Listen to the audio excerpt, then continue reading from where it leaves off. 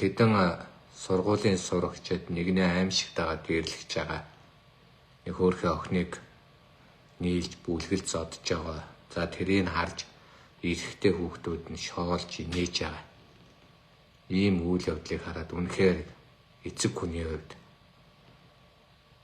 бас эр хүний хувьд маш дургуй үрлээ л дээ.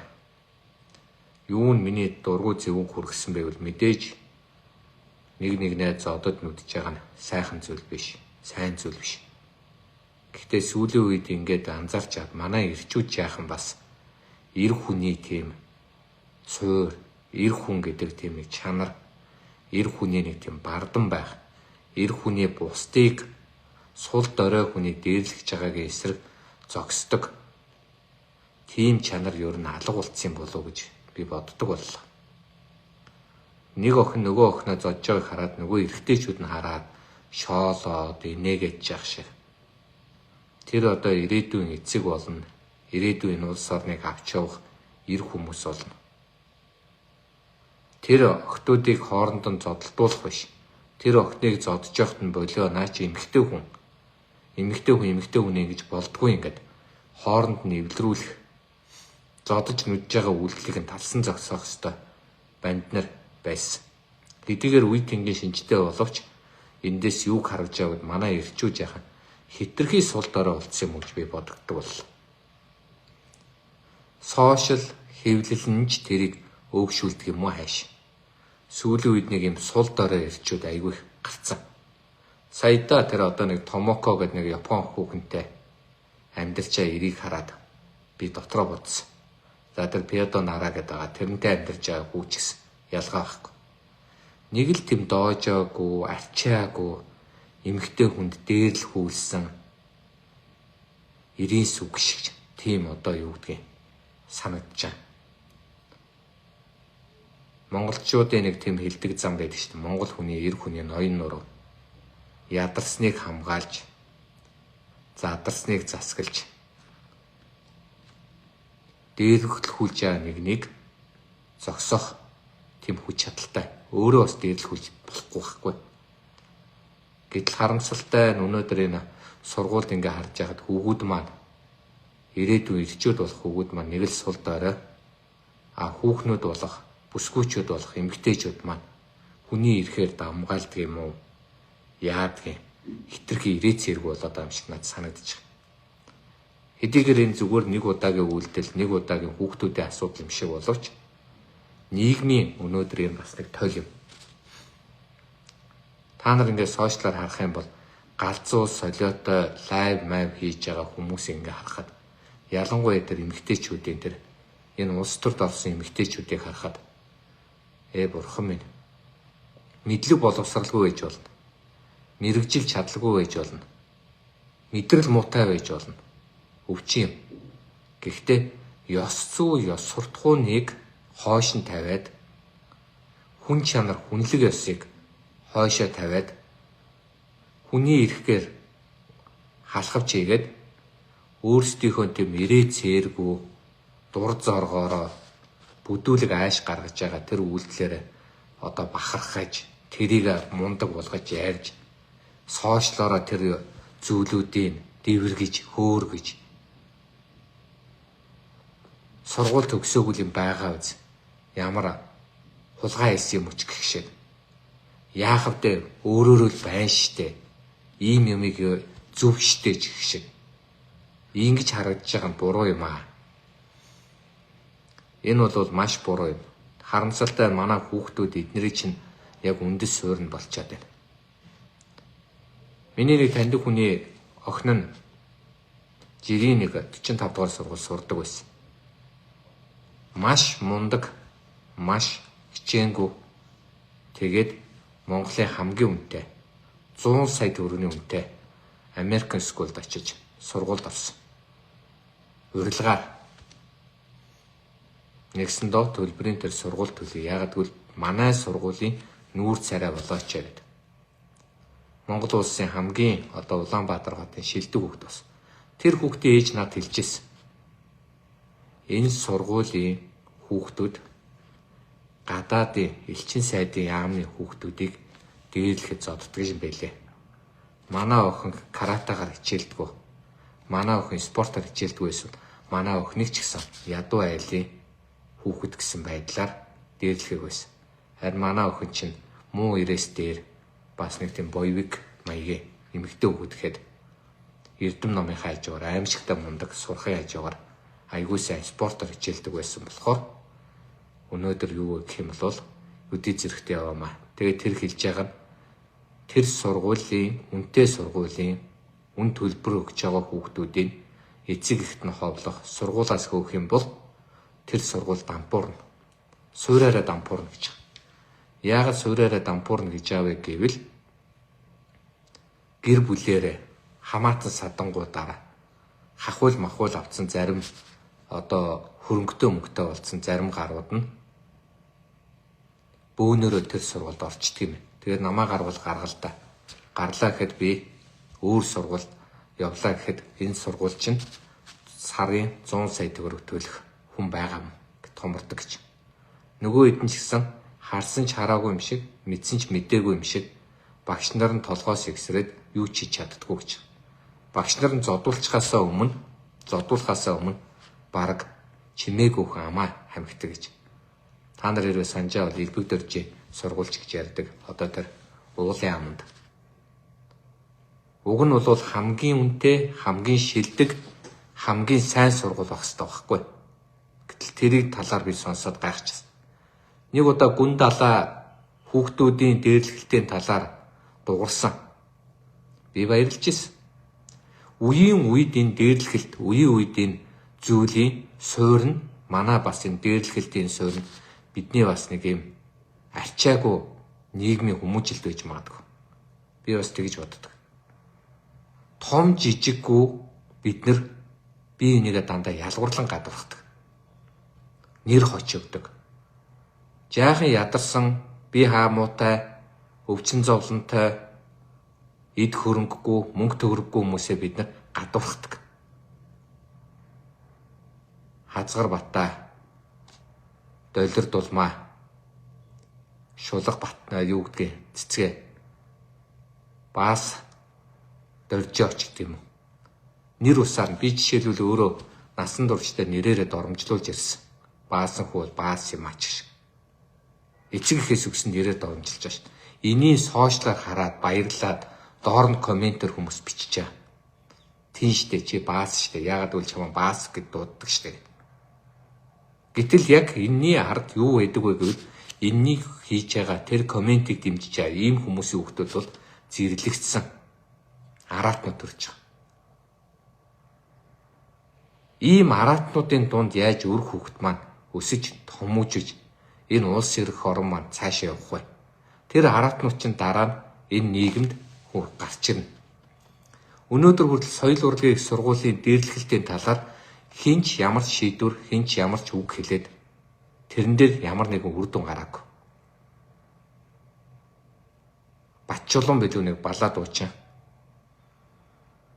Самцаа тайл хонгор өнгө солиороод дуулаад ирсэн зүйл чинь хүчингийн хэрэг хийснээ хараад сошиалаар энийг хаа тэрийг хүчинд гэсэн чинь хаамар бааж хийсэн ч гэшээ эмэгтэй хүний гутаанд оромжилж ирсэн. Маш олон соёл урлагийн их сургуулийн оюутнууд ил гарч ирээд намайг ингээд 10-аараа 20-ороо хүчиндэг байсан, ангиараа намайг хүчирхийлдэг байсан гэж ярьдаг байсан. Тэн дээр зүрхэнд нь тултал нийгмээрээ яагаш шидэхгүй. Эцэст нь одоо энэ ингээл сэдв дахиад мартагдана. Дахиад орхигдно. Уг нь энэ соёлыг түгэх соёл гэдэг чи юу вэ гэвэл та нар мэдж байгаа. Уралгаар дамжуулж гоо сайхнаараа мэдрүүлж энэ Монгол улсыг, энэ нийгмийг зөв замд нь авч явах ёстой хүмүүс.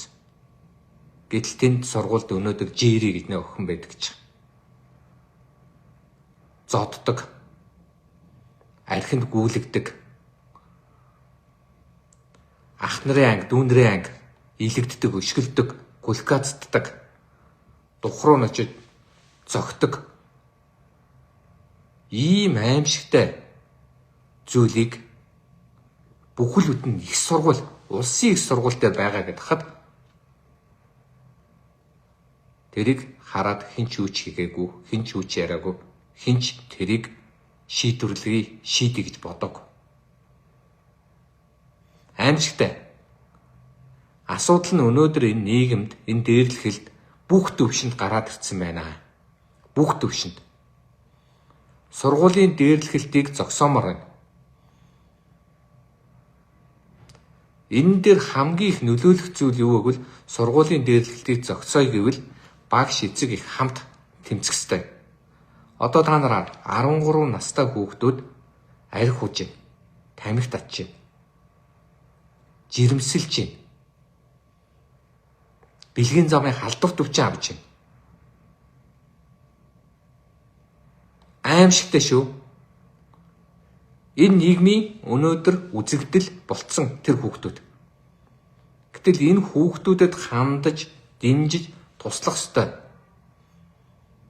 Хүүхдийн төлөө үндэсний төв гэж байдаг. Хүүхдийн одоо янз бүрийн байгууллагууд байдаг. Юу хийж байгаа? Нөгөө нэг хүүхдийн төлөө фондын мөнгө хаана байгаа? Би нийгмээрээ бүх хүүхдүүд ийм болцсон гээгүй. Манай хүүхдүүдийн дунд үнэхээр сайхан сэтгэлтэй, тусархуу, зөвийг үлгэрэлдэг, дуурайдаг, хүмүүжилтэй, эцэг ихээ хайрладаг, үр хүүхдээ хайрладаг, эх орноо дээдэлдэг олон 100 мянган хүүхэд байгаа. Тэгвэл та нар бодоод үзтээ.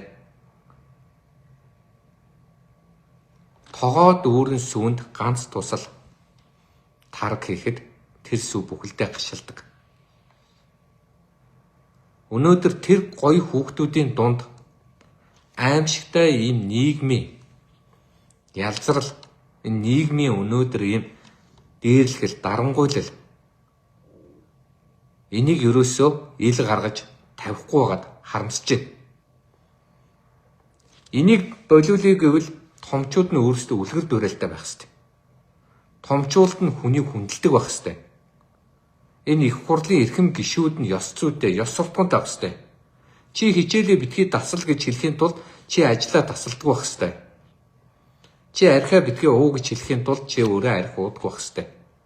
Чи өнөөдөр эмэгтэй хүүхдийг битгий зод гэж хэлэхийн тулд чи их нэртэй гар хүрдэх байх хэрэгтэй. Гэтэл өнөөдөр нийгмээрээ хэдэн зуугаараа салалт явуулж байна. Тэрийгэ бүр шоолж ярьж баян зүрхчүүд бид нар салалтаараа тэргүүнчтэй гээд ямар эмзэг юм ярьж байгаа гэдгийг хүмүүс ойлгохгүй.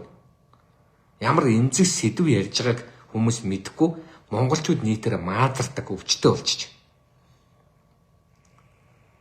Тэрийгэ тоглож штэ гэдэг. Хүүхэд байхад би гайхдаг байсан. Бүдүү хүүхдийг очиад бидний үед нь бүдүү хүүхд бага байсан. Гахаа гэдээ уддаг байсан. Өндөр хүүхдийг хараад тэмээ гэдэг байсан. Шүдгүү, нүдгүү хүүхдүүдийг сохор доглон гэдэг байсан. Тэр хүүхдүүдийг тэгээд уурлахаар юм сүртэй тоглоом даадгүй мө гэдэг байсан. Би гайхдаг байсан.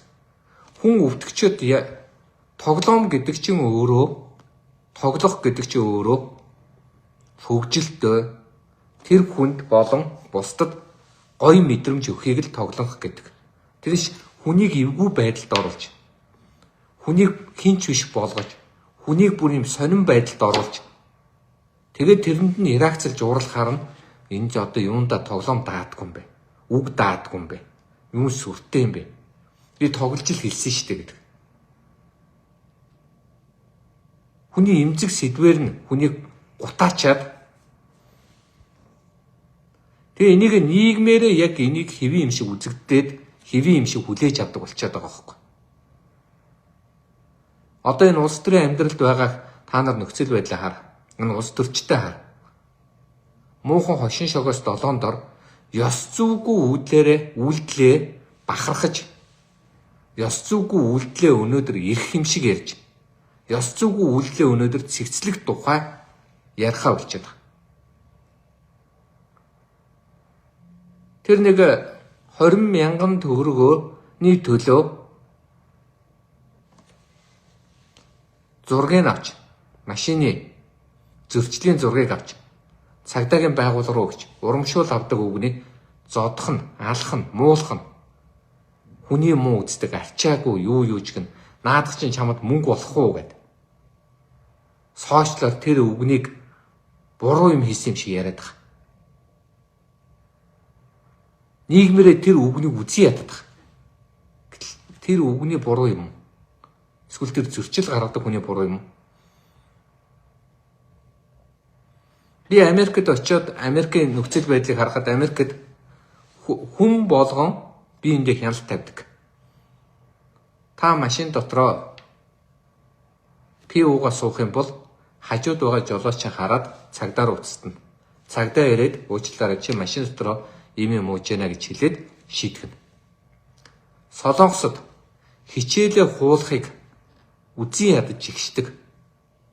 Хүний хичээл хуулж байгааг очиж матаад тэр хүнийг сургуульгүй амьдралгүй болгодог. Манад шудраг хүн хэлсэн хүн ганцаарддаг. Шудрагын хэлсэн хүн матаач. Хүний мууг үзэх дуртай, донтой. Буруу зүйлийг нь шүүмжлэхээр чи өөрийгөө бодооч дээ. Чи өөрийнхөө л асуудалд орооч дээ гэдэг. Манай охин анги дээр ангийнх нь хүүхдүүд хоорондоо болохгүй байгаа асуудлыг багштай хэлсэн. Багшаа энэ хүүхдүүд ийм байна гэдэг. Гэсэн чи ангиар манай хүүхдийг гадуурхсан байна. Асуудал нь тэгээд охин маань хэлж би шудраг байсан миний буруу юм уу? Би энэ тамхи татж яана болохгүй гэдгийг би багшид хэлэхгүй би очиод болио гэхэд тэр болохгүй шүү дээ. Тамхи татах нь зөв үү буруу 13 та хүүхэд. Буруу зүйл хоорондоо ингэж ярьж бичих нь буруу юу зөв үү? Нэгнийгээ очиод янз бүрээр гутаанд оромжил муулж байгааг нь буруутгах жагаад нэг хож өгж бүлийдж байгаа. Бүлийдэх гэдэг чинь дээрлэхүүлэх гэсэн үг тийм ээ. Ийм үйлдэл хийж байгаа хүүхдүүдийг болио гэд зогсоохын төлөө явсан миний буруу юм уу гэж хэлж байгаа. Би зөв гэсэн. Чиний зөв. Гэхдээ энийг хийснээрээ одоо нийгэмд ганцаардж байгааг нь харахаар би заримдаа боддог. Яг шиг хэлж. Чамд ямар хамаатай. Миний охин өөрийгөө л бодго юмэр санагдаг. Гэхдээ нэг ч гэсэн хүүхд ингэж явах юм бол нэг ч гэсэн хүүхд ингэж тэмцдэг болох юм бол нийгмээрээ нийтээрээ эн чинь сайн сайхан бол. Тийм учраас өнөөдөр тэр нэг зодсон хүүхдийг үзэн ядах. Зодсон хүүхдүүдийг муулах. Зодсон хүүхдүүдийг яа шийтгэл өхөөсөө илүү одоо бүгд өөрсдөө нэг хараач. Өөрсдөө нэг анхаарал тавиач. Өөрөө та хаан зогсож байгаагаа бодооч. Та өнөөдөр ингэж бод. Нэгдүгээрт нь та шудрах үннийг танд хийж нүүрэн дээр чи хэлсэн үнэнд та дургуцдаггүй. Та тэрнийг үзэн яддаггүй. Үнэн үг хэлсэн хүнд хүн өштэй. Үхэр унсан хүнд нохоо өштэй гэд монголчууд хүртэл үнэн үг хэлэх нь буруу юм шиг тийм зүүр үг байдаг. Ягдгүйл танд хүн өшөрхөн шүү. Үннийг битгий хэлээрэй гэдэг. Сонгуульд Монголд орохороо хөөе чи арчиг үгс болоод гуйлагч юм байгаамаа. Чи архиа болчих л доо. Чи аваагаа зодихоо болчих л доо. Чи ажил олоод хийчихэлтэй. Энэ нийгэмд өнөөдөр чи татвар төлдөг болчих л доо гэд хэлсэн хүнийг адгийн новш хөгийн амтан гэж хэлээд тэр хүнийг хизээ сонгуульд санал өгөхгүй. Харин хурж ирээд хүүе таны одоо гэрээ чинь хогийг цэвэрлээд өгье. Бөөсийг чинь арилгаад өгье. Усанд оруулаад өгье. Өө мөнгө байхгүй мó за хэсгийн ахлагч гэдэг өөрт чинь сар болгон сая төгрөг зүгээр юу ч хийгээгүй байх чинь өгчээ. Ингүүл энэ гоё нам. Энэ бол гоё улс төрч. Энэ бол гоё хүн. Ингээд сонгодог. Ингээ 34 жил та нар ийм сонголт хийлээ. Өнөөдөр хүүхдээ сургуульд оруулах гад хүүхдээ ээж сургуульд оруулах гад хавтгаад нь ээш мэшийн засуулах гад хахуул махуул өгүүлэх гад дандаа хүүхдүүдтэй буруу үлгэр дуурайл өгдөг хүмүүс олон гараад ирчих. Өөрөлдөх юм бол чи бусдаас дор, чи бусдаас дорой гэж болохгүй. Чи бусдаас илүү, чи хамгийн илүү хамгийн шилдэг нь байх ёстой гэсэн үзлээр ганцаараа чи амьдрдаг хүн шиг амьдрах гэсэн маягаар хүүхдүүдээ юм хувиа хичээгч болгож хүмүүжүүлж байна. Чи энэ хүүхдтэй найз байхгүй бол, чи энэ хүүхдийн дэмжлэг авахгүй бол, чи энэ хүүхдийг илүү мундаг энэ хүүхэд явснаар чи бүр мундаг явна гэд бие биенийхээ төлөө байдаг. Тэр сэтгэлийг, тэр хэм хэмжээг, тэр зарчмыг, тэр үлгэр дуурайлыг эцэг их үр хүүхдэд суулгахыг хүсэхгүй байна. Багадаа авч исэн зовлон, багадаа авч исэн тэр трама гэж ярьдаг. Хямрал, багадаа авч исэн тэр одоо юу гэдгийг өвдөлтийг үр хүүхдэд өгмөөргүй санагдаад хүүхдүүдээ бүр ингэ тэнэг мангараа хүмүүжүүлж байна. Тэгээд нийгэмдэр яг нөгөө хүүхдүүд нь юу үнэ, юу худлаа гэдэг ухаж харахаа болчлоо. Ухаж боддгоо болчлоо. Зүгээр л массын савлгаагаар амьдарч байна. Масс өнөөдөр хаашаа уйларч байна. Масс өнөөдөр элбэгдөржийг хараад явал элбэгдөрж муу хүн. Масс өнөөдөр хүрэл сүхийг магч явал хүрэл сүх сайн.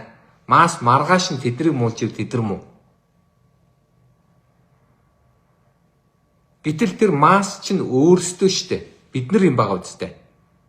Бидний үр хүүхдийн байгаа үстэй. Энэ улс орныг, энэ Монгол улсыг гой сайхан байлгахыг гэвэл нэгдүгüүрт нь хүүхдүүд маань хүмүүжилтэй, хүүхдүүд маань эрдэм бэлэгтэй, мэдлэгтэй, хүүхдүүд маань ёс суртахуунтай, ёс зүйтэй байлгамаар.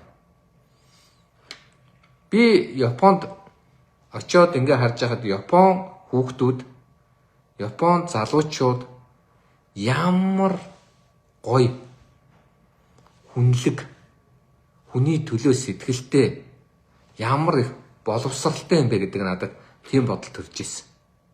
Ямар тусархуу юм бэ гэж. Яагаад гэвэл би тэндээс очиод нэг газар асуусан.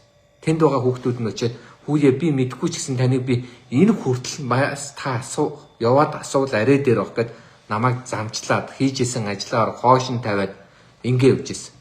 Тэд нар лифтээр орох, чатаар гарах, энэ тэнд явхад хүүхдүүд нь хөөхөө ёслоод уучлаарай таны бид хүрчих үедээ танд эвгүй байдал үүсгэж үедээ гэд харж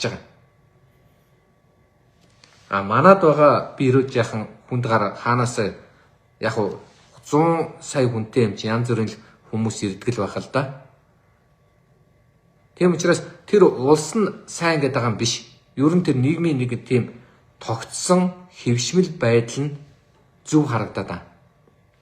Тэд ёс зүг дээдэлж байна. Ёс суртахууныг хүндэлж байна. Өмнөд Солонгосч тэгж харагдж байна. Дэлхийд даяар залуучуудаа хүнлэг, хүмүүнлэг, ёс суртахуунлаг, эцэг эхээ хүндэлдэг, багш нараа хүндэлдэг, төр засгаа хүндэлдэг, нам гэж байгаа бол тэр намын үзэл баримтал, үзэл суртал нь зөв бурууг нь шүүдэг. Жинхнээсээ хүнээр гуйлгуулгүйгээр улс төрд оролцдог, сонгуульд оролцдог, саналаа өгдөг. Ийм залуучуудыг бүрдүүлж тэд явж байна. Гэтэл манад яаж юм? Сонгуул болохоор та хэдийг өгөх юм? Би таны ухуулагчаар хэлээ, та хэдийг өгөх юм гэдэг. За авдаг жишгээр нүгэй ихээр авсан мөнгө аваад алга болдог, ажил хийдэг, сонингийн хайдаг. Тэр хөөрхий тараах материалуудыг үнэнчээр тарааж өгдөг. Ухуулагч нь мөртлөө ухуулж байгаа хүнийхээ эсрэг явдаг, муулдаг. Яг нэг хэсэг нь ийм байлаа ч гэсэн нийтээрээ залхуулсан. Хитрхи юмд хөнгө ханддаг болсон. Мэдгүй би одоогийн жинзинүүдийг, альфануудыг, залуучуудыг би муу хүмүүс гээгүй. Муухай хүмүүс гээгүй. Гэхдээ нийгмийн төлөвшил маань биднийг өнөөдөр ёс зүй, ёс суртахуунгүй байдлыг сайшаа магтаж, нийгмээрээ маазарж, ядарсан нэгнийхээ тэнэглэлийг харж баясж байгааг хараад би энэ нийгэм нэг л болохоо илжтэй гэдэг бодол төрөөд байгаамаа. Хөөх өдөр нас урсан талигч осор жамаг яаж бөөнөрөө харж доогулж муулж явдаг байл. Хөөх өдөр нөгөө манай Арго гэж хичнээн эрдэм номын төлөө хийгээч та нар ажиллая гэж гэдэг харагдах байдал нь зүгээр нэг тийм дарав хүн байсан. Тэг яаж Арго шиг нийгмээрээ гутааж, доромжилж, хошин шогийнхон өөрсдөө бүлийчүүд минь байж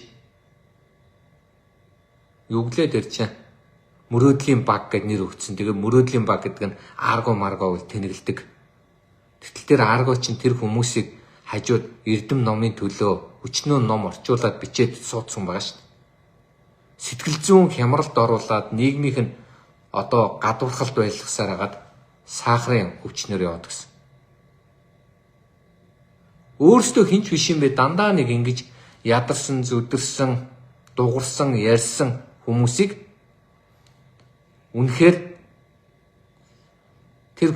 үнэхээр одоо юу гэдгийг зөв зүйл ярьж байгаа хүмүүсийг сонсохгүй, зөв зүйл хийлж байгаа хүмүүсийг дэмжихгүй, зөв зүйлийн төлөө зүрх сэтгэлээ зориулдаггүй.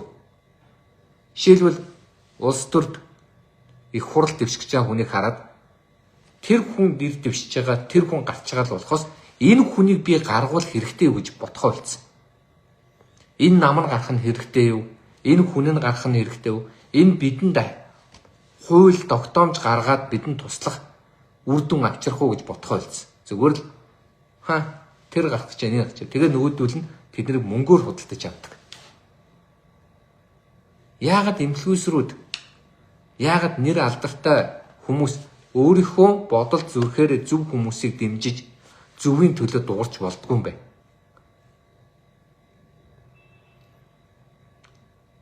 Тэд нар хангалттай мөнгө олж байгаа шүү дээ. Хангалттай ашиг болж байгаа.